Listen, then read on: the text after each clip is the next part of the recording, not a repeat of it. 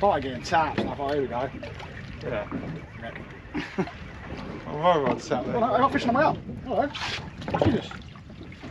That was unexpected. I just snagged it. You just watch me. Christ. This is high up. Oh, this is. Oh, hello. Guys, I don't know what's happened here. I was in the wreck, and I thought I'd lost my lure. And I was bombing it in, and something's picked up. And it was picked up really high off the wreck.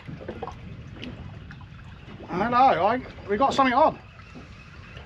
That was very high off the wreck. Didn't expect that. I thought I'd lost my lure. Didn't even think I had any gear on. I just had it off actually. And at that, I whizzed that in. I was whizzing that in like I hadn't had any lure on.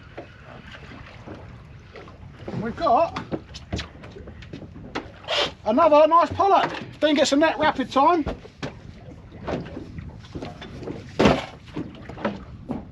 Wow! Did not expect that. I thought I'd lost my lure.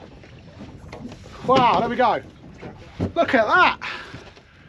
I get on a bite, and then I hooked into the lure as you've seen on camera, and then I whizzed that in thinking that this had gone. This is a, look at that.